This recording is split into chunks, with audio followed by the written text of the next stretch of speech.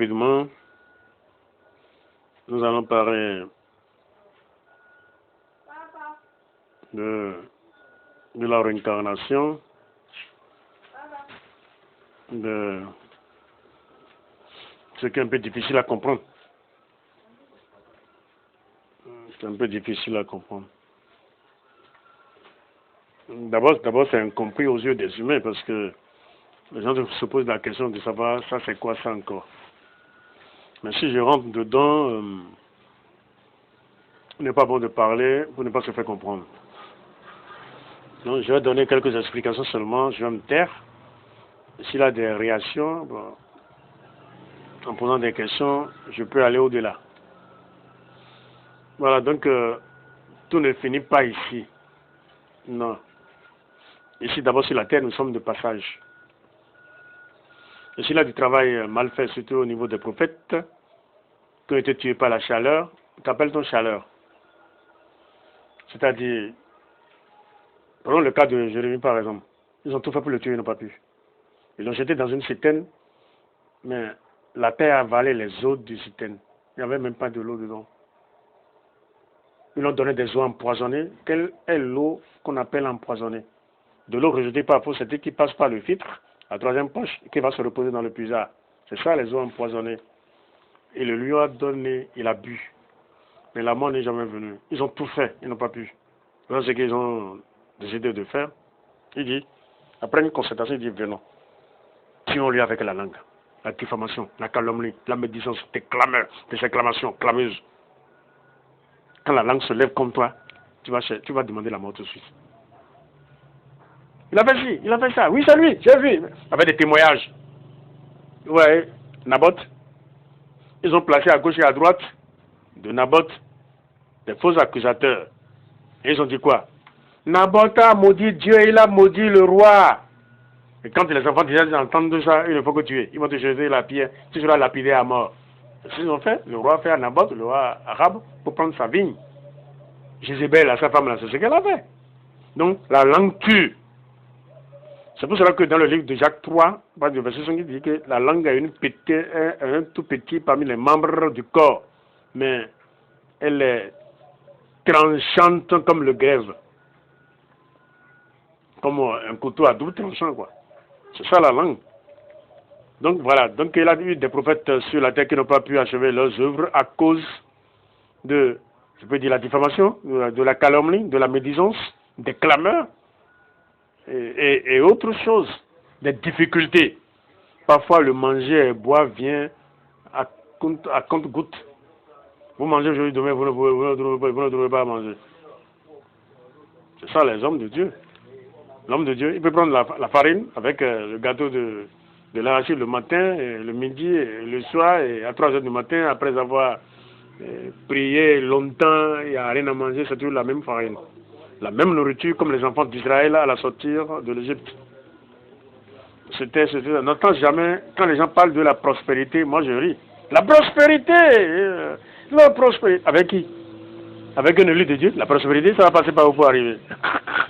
Vous avez fait que rire. Peut-être les fidèles, mais les conducteurs là, rien. La prospérité. Bon, les enfants d'Israël dans le désert, ils ont prospéré en quoi? C'est la même nourriture pendant 40 ans. Et tu n'as même pas droit à parler. Hein, devant Dieu, on ne parle pas, on ne murmure pas. On ne parle pas méchamment. Dis seulement, il est vivant. Et c'est fini. Ça s'arrête là. Mais de prendre une décision devant qui? C'est ça. Et en plus, il ne pardonne pas, il frappe. Tu ne frappes pas. Pourquoi dans le livre de Nombre, chapitre 25, verset 9, il a eu 24 000 morts? Parce qu'ils ont fait quoi? Ce qu'ils ont fait? Ah, qu'est-ce qu'ils ont fait, maman? Attends, vous avez fait quoi? Ils ont fait quoi déjà? Entre la frontière de Moab, ainsi de suite. Là. Ce qu'ils ont fait, c'est que, comment il s'appelle, le visionnaire, là, Balaam, a tout fait pour maudire les enfants d'Israël, il n'a pas pu. Dieu a tout changé sa malédiction en bénédiction. Alors il a livré le secret à Balak d'envoyer les femmes, les jeunes filles parmi les enfants d'Israël, les jeunes filles dont les seins sont debout. Dont les seins sont debout. C'est ce qu'il a dit dans sa vision. Et c'est ce que Balak a fait. Il a envoyé des jeunes filles parmi les enfants d'Israël. Lorsqu'ils ont vu que c'est des jeunes filles dont les seins sont debout, ils ont commencé par téter. C'est ça. Et il suivait ces jeunes filles-là pour aller vers leurs idoles. Dieu a dit jusqu'à lui, il a envoyé le dépérissement. Il a eu 24 000 morts dans 50 secondes. Vous l'avez déjà lu une fois? Chapitre 25, verset 9. Livre de Nombre. C'est comme ça il frappe. Et dans le désert, là, lorsque Dieu lui disait qu'il va exterminer les enfants d'Israël et former notre peuple à partir de Moïse, il dit non. Si tu fais ça, les gens vont dire que c'est pour les tuer que tu les as fait sortir de l'Égypte. Ainsi de suite. Pardonne. Si tu ne pardonnes pas, efface mon nom du livre de vie. Il dit non. C'est celui qui a péché contre moi, c'est celui-là que j'effacerai ton nom du livre de vie. Mais toi, tu ne m'as rien fait. J'ai pardonné comme tu l'as dit. Mais je reviendrai encore sur cette affaire. Et lorsqu'il est revenu sur cette affaire, il a eu 14 700 morts dans le désert. Vous n'avez pas lu tout ça là? Il frappe. Comment? Pas la mort. D'abord, pas de maladies violentes. C'était ça. Pour te mettre en déséquilibre. J'ai lu quelque part, il disait que tu trembleras la nuit. Et le petit matin, tu douteras de ton existence.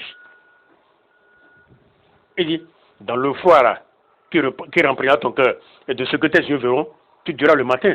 Puis le soir être là, tu diras le soir. Puis le matin être là. Tu trembleras la nuit. Et le matin, tu douteras de ton existence. En dormant, et il est pour ton béa. Mais quoi, non, je peux comprendre que je suis là.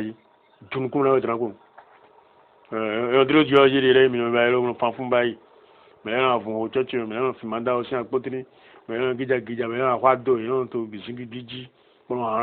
faire un ouais, là, tout oui, vous ne voyez pas comment ces gens-là meurent en déséquilibre.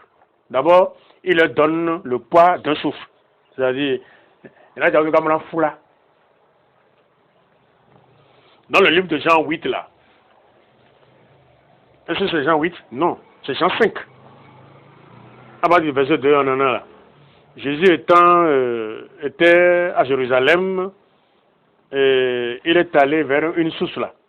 Cette source, à chaque instant, l'ange vient mouvoir cette eau, les eaux de source là. Et la première personne qui rentre dedans, c'est lui qui trouve la guérison. Alors il avait un homme paralysé au bord de ce feu pendant 38 ans. Lorsque Jésus l'a vu, il dit, veux-tu être guéri? Il dit, mais il n'y a personne pour me mettre dans l'eau quand l'eau est agitée. Jésus l'a guéri. Mais dans le verset 13 en allant, Jésus l'a vu dans le temple. Il dit, tu as été guéri, mais ne pêche plus. C'est-à-dire quoi? Que c'est le péché qui l'a mis dans cet état désagréable pendant 38 ans. Mais vous lisez la Bible comment? On est bien sûr, vous me mon collectato sans main.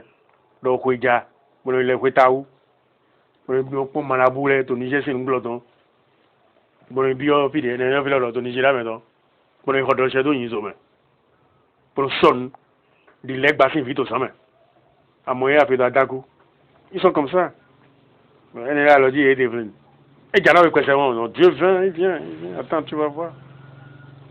Il va te frapper. C'est le centrafricain qui parle comme ça. C'est pas qu'il va te frapper. Hein. Il va te frapper. Non, il peut l'en. Mais c'est de mettre là, il faut un pour tout mettre con. Non, mais il on ne fait pas ça devant Dieu. Voilà donc les hommes de Dieu envoyés sur la terre qui ont eu du mal à vivre, parfois demandent la mort, comme Élie. Élie a demandé la mort parce que tous les prophètes ont été tués. C'est lui qui a eu la vie sauve. Il dit à Dieu, bon voilà. Dieu a dit, il y a encore 7000 personnes qui n'ont jamais fléchi leurs genoux devant Baal. Donc l'abomination la plus criminelle, c'est d'aller se prosterner devant un autre Dieu, des minuscules qui n'a aucune importance. Dieu qui a été fabriqué de mains d'hommes. C'est ça l'abomination. Et la plus grande mauvaise sanctification. Mais là, on le regarde donner beaucoup. C'est ça. C'est la plus grande abomination, ça. Voilà. Donc, c'est une abomination comment criminelle. C'était ça. Donc, il a demandé la mort, il est parti. Il va falloir qu'il revienne. Et c'est lui qui est revenu en parlant de la réincarnation. Puisque nous allons lire tout de suite le livre de Matthieu, chapitre 11, verset 11. D'abord, premièrement, Jean. Bon, il est revenu, Élie est revenu en tant que Jean. Il avait l'esprit de Jean. Bon, Jean, ayant entendu parler dans sa prison des œuvres du Christ, lui fit dire par ses disciples. est-il celui qui doit venir ou devons-nous en entendre un autre? Jésus leur répondit, allez rapporter à Jean ce que vous avez entendu et ce que vous voyez. Premièrement, les aveugles voient, les boiteux marchent, les lépreux sont purifiés et les sourds entendent, les morts ressuscités et la bonne nouvelle est annoncée aux pauvres. Donc c'est la réponse de Jésus-Christ à Jean ça. Heureux celui pour qui je ne serai pas une occasion de chute. C'est le Seigneur Jésus-Christ qui parle au messager de Jean. Comme il s'en allait, Jésus se mit à dire à la foule au sujet de Jean, qu'êtes-vous allé voir dans le désert? Un roseau agité par le vent? Mais qu'êtes-vous allé voir un homme vêtu d'habits précieux? Voici ceux qui portent des habits précieux sont dans la maison des rois. Qu'êtes donc allé voir un prophète? Oui, vous dis-je, et plus qu'un prophète, car c'est celui dont il est écrit. Voici, j'envoie mon messager devant ta face pour préparer ton chemin devant toi. Voilà, c'était ça. Dans le verset 11, je vous le dis en vérité, parmi ceux qui sont nés de femmes, il n'en est paru de plus grand que Jean-Baptiste, cependant.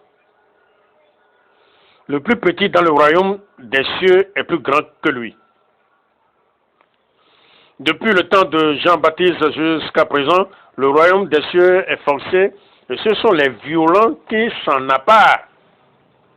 Car tous les prophètes et la loi ont prophétisé jusqu'à Jean. Verset 14.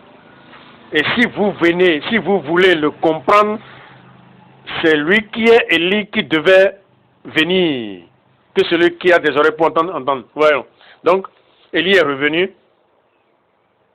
dans un corps appelé par Jean. Dans un corps de Jean, c'était ça. Donc, c'était Élie. C'était lui. Donc, c'est ce qu'on appelle la réincarnation. Sinon, dans le livre de Zacharie, il est dit que j'enverrai mon messager avant le grand jour de l'Éternel. Donc, c'est lui qui doit revenir maintenant, parce qu'il a demandé la mort, et Dieu est trop juste. Et pour accomplir le reste de ces jours, il va falloir qu'il prenne encore corps pour revenir, et pour accomplir le reste de ces jours. C'était ça, c'est ça l'explication de la réincarnation. Et si je vais aller très loin, vous me verrez tout de suite dans le jardin d'Éden, je vais traverser le jardin d'Éden, passer par Abraham, et j'irai encore très loin en parlant de la réincarnation. Mais je saurais que c'est incompris. Les gens ne vont pas comprendre. Il ne faut pas parler pour ne pas se faire comprendre. C'était ça, c'est un peu plus... Mais en lisant la Bible en profondeur, si nous revenons dessus, alors vous aurez le courage de comprendre. Alors nous allons nous arrêter là aujourd'hui. Et voilà, c'est ça. Bon, repentez-vous que l'Éternel Dieu soit seul dans votre vie et soyez heureux. Puisque c'est là. Soyez heureux là, c'est là. Il faut que vous la soyez seul. Alléluia.